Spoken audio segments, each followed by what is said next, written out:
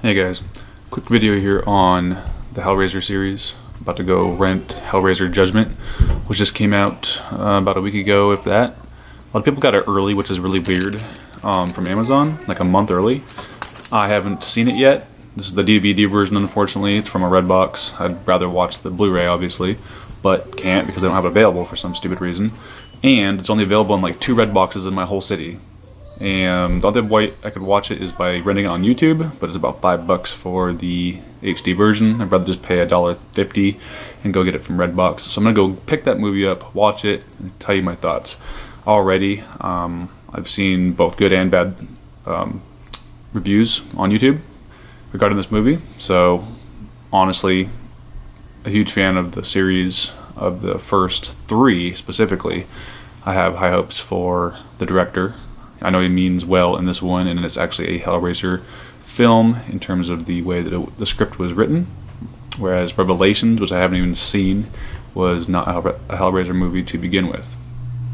So this one, the director is in the movie playing one of the characters, and they have a new actor for Pinhead, so it's going to be kind of cool, I think. Maybe a little more lower budget, but still it's going to be worthwhile. So I'll see you guys after my pickup. Olivia wants to see the Hellraiser movie, doesn't she? Don't you, Olivia? Oh yeah. You want to see the Hellraiser movie? Look at her. She's like, yep, I definitely want to see it. Oh yeah. Alright, we'll go get it. We're off.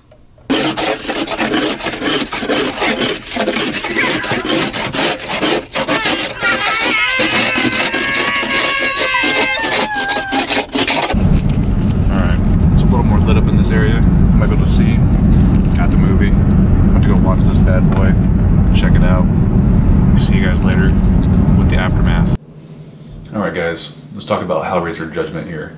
So I just saw the movie last night, and I honestly didn't know what to think about what was going to happen with the series. I already knew that it's been tarnished in the past. The last few movies, obviously critically acclaimed, are just not good. I didn't have a problem with those earlier movies like Hellseeker or Inferno. I thought those movies were good stories, but just not really Hellraiser movies.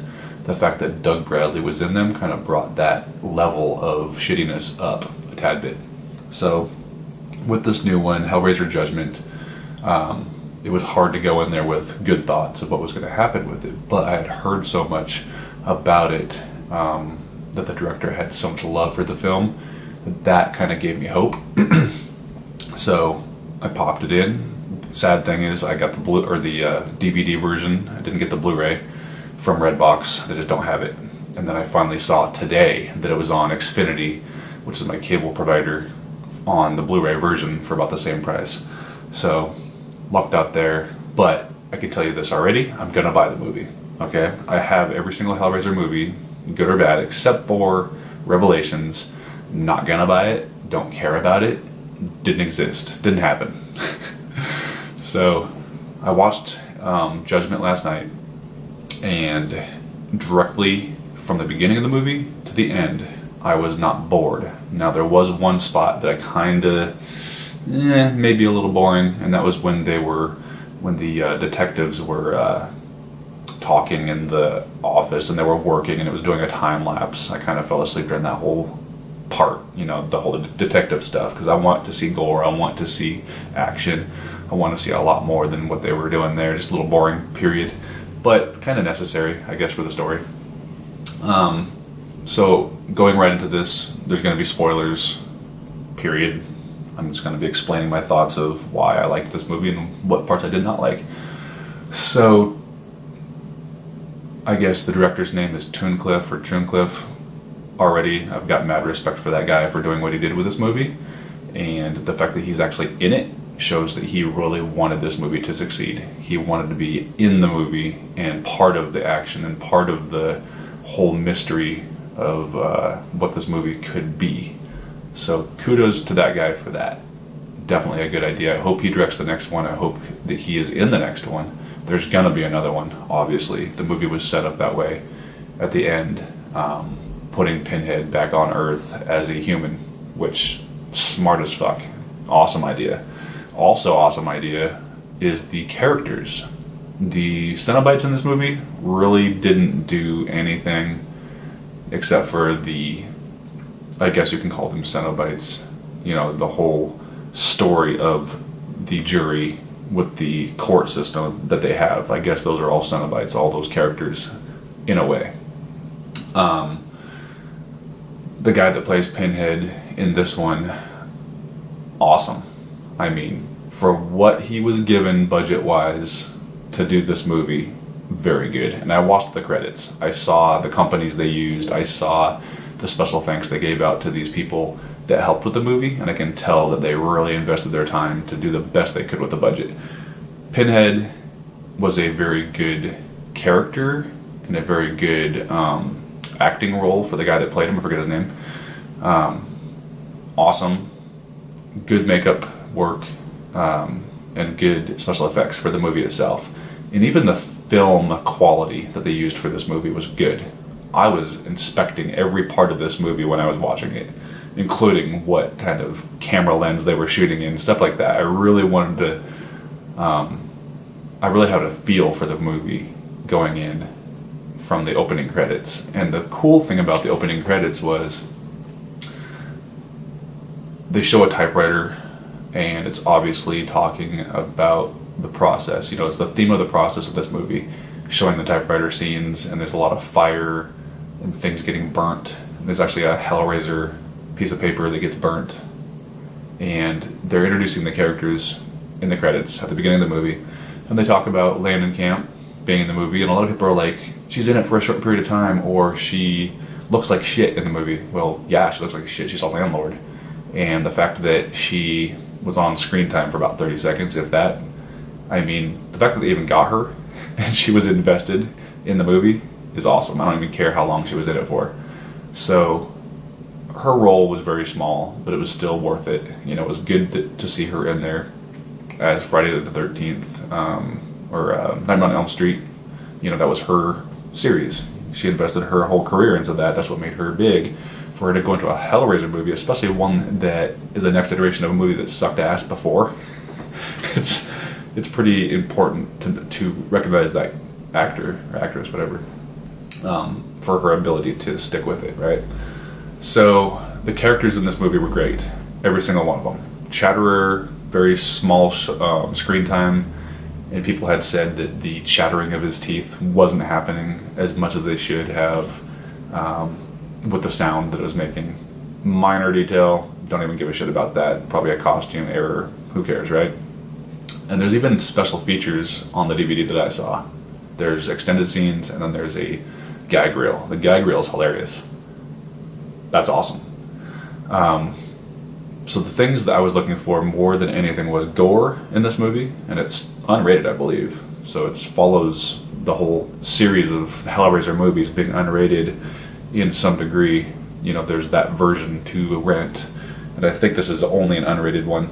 But going straight to DVD, it's already hit services like Xfinity. It's in Redbox.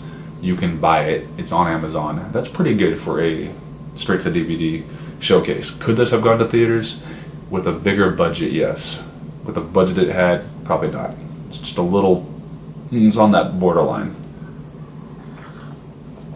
So the budget it was given, I don't know exactly what it was, but Dimension and Lionsgate are big companies. The Hellraiser franchise has been in theaters before. The last one was Bloodline, which I saw in theaters when I was a kid. I was even too young to go see it in theaters, and I snuck in and saw it. That movie had a bigger budget, you can tell. You can watch that movie side by side to Judgment and go, okay, that is a little bit bigger of a budget. Yeah, I can see how that movie went into theaters and this one didn't. The cenobites in there, the two females, that were kind of like the sexual cenobites, kind of a pointless endeavor there. The only reason I saw them being in the movie is because the whole premise is Pinhead is bored with the way things are going. And he's got cenobites in the corner just sitting there kind of twiddling their thumbs, and that happens to be these females. That kind of worked just for that portion. Other than that, not really. I like the fact that the main character in the movie, that's a cop, is the killer. I like that, and I like the fact that he walks right into Pinhead's trap, and the whole premise of angels and demons, you know, hell and heaven being a thing in this movie was actually another good idea that I liked. The angel ends up getting freaking ripped to shit by Pinhead. He's like, I don't give a fuck this bitch, and just rips her ass to shreds, and the consequence is he's sent to Earth as a mortal, which is freaking badass. At the end of the movie, after the credits roll, you see the auditor is talking about bringing in some Mormons, which is badass. Again, Mormons knock on the door and ask, you know, do you want to be open to our religion type of thing? And he's like, come on in. You know, basically they get kind of polarized into the whole thing when they open the door and walk right in. And I think that's how they're going to bring Pinhead back in the future here, and the whole story is going to go from there. So out of a 10, I would say that I would give this movie probably an 8. Only reason is because the budget was a little smaller than it should have been. The effects were great. The story was great. I wasn't bored. Was there twists and turns and crazy formats that have happened in the last few films? No. The last 3 movies had really twisty stories, and that's kind of what kept them alive as a movie. This one didn't have that really. It just, the fact that the killer is a cop and the main character, that's the only twist it really had. But the fact that Pinhead and this whole hell area inside these houses, that everything's happening, being a thing is kind of cool. Where you can just walk right in and boom, you're in this other dimension, basically in hell or whatever you want to call it, and these cenobites and everyone is right there. The Auditor took this film and ran with it. That's what kept me interested. Pinhead's just kind of there as the boss, you know. He's the judge, and basically working with the auditor to make sure things are happening. So, giving it an 8. The sound was good, the filmography was good, actors were good. You know, just that budget held it down a little bit, and then probably being a little bit longer is another reason why I would give it an 8 out of 10. But definitely something I would recommend people buying. If you're into the Hellraiser franchise, if you're into good horror, buy it. I really don't have a reason why you wouldn't buy it. The whole fact that Doug Bradley's not in the films anymore is obvious. It's not going to happen. It's a done deal. He could probably pull off Pinhead still, but he's getting a little old. You know, he's starting to get on that facial fat and stuff like that. But this guy, he did a good job. So, go see it. Give me your thoughts on the film. And I'll see you guys next time. Peace.